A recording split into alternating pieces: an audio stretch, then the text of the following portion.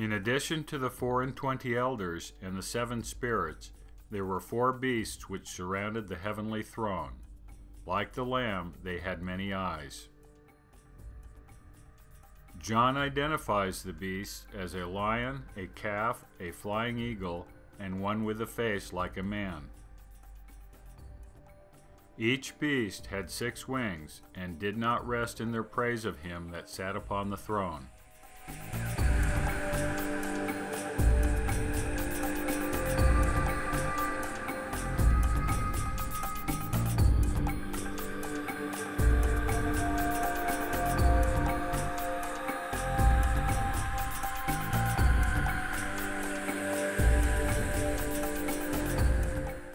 The 4 beasts play a prominent role in the apocalypse. The symbolism of 4 beasts is also prevalent throughout Scripture and indeed throughout the mythologies of the world. The technical term for the grouping of the 4 beasts or animals is tetramorph, derived from the Greek tetra meaning 4 and morph meaning shape. Tetramorphs are described in Ezekiel, Daniel, the Book of Abraham, and elsewhere in Scripture. The 4 beasts, as might be expected, are based upon the same planetary symbolism as the 24 elders and the 7 spirits, the plasma jets of the ancient cometary Venus. The difference between them, as noted before, is the difference in the number of the jets emanating from the planet. In the case of the 7 spirits, there were 8 streamers, with 7 visible to the earthbound spectator, due to an off-axis alignment between the planets. There were 24 jets, giving rise to the symbolic 24 elders. The number of plasma streamers varied over time due to the electrical environment. In the case of the 4 beasts, there were only 4 plasma jets, each forming a mythological beast.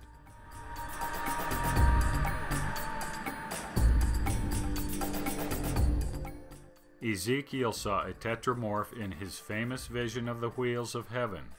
In his vision, the 4 beasts were the same as those of John's apocalypse: lion, ox, eagle, and man.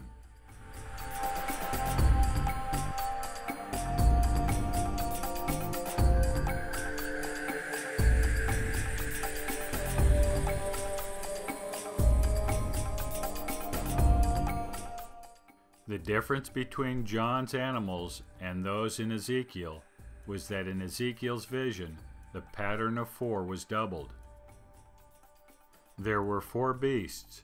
Each beast had the likeness of a man and at the same time had 4 faces. Each of the faces mirrored the beasts of John's apocalyptic vision.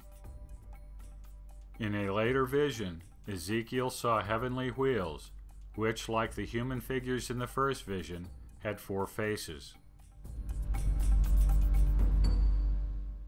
The beasts are the same, except that a cherub has replaced the ox. Daniel saw a tetramorph in vision as well.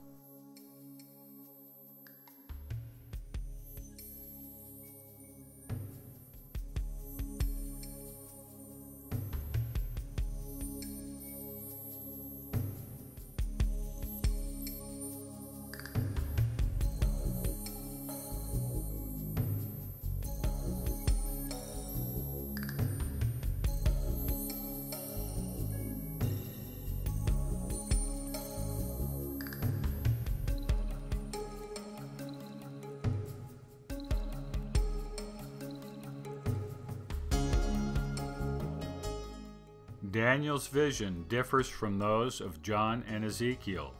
The lion is the only beast in Daniel's vision that is included in the other visions.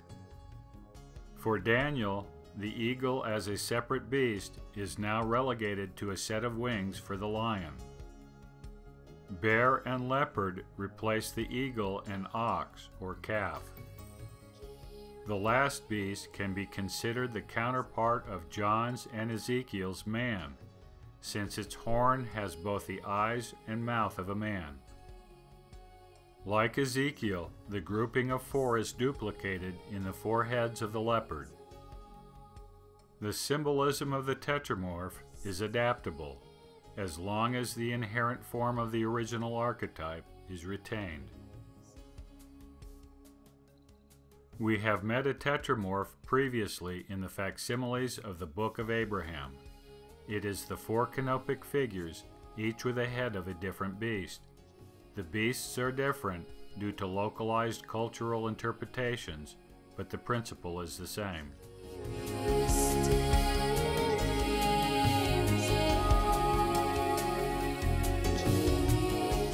Tetramorphs, the 4 beasts as a group, are found in Scripture outside the context of a vision. When Israel encamped in the wilderness, the Lord arranged the tents of each tribe outside the tabernacle in a specific pattern. Each tribe was required to pitch its tents by its own standard or ensign. The tribes were aligned according to the cardinal directions, which meant the tabernacle was as well. The tabernacle faced due east.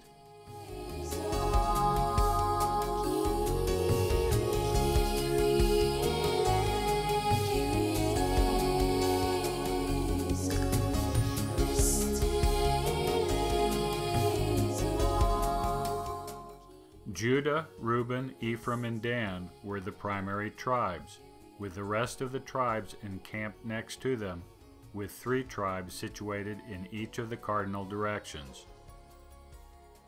The key to understanding this arrangement is the identity of the standards of the 4 primary tribes. Each standard of these 4 tribes matched one of the 4 beasts of the tetramorph. Judah was the lion, Dan the eagle, Ephraim the bull, and Reuben the man.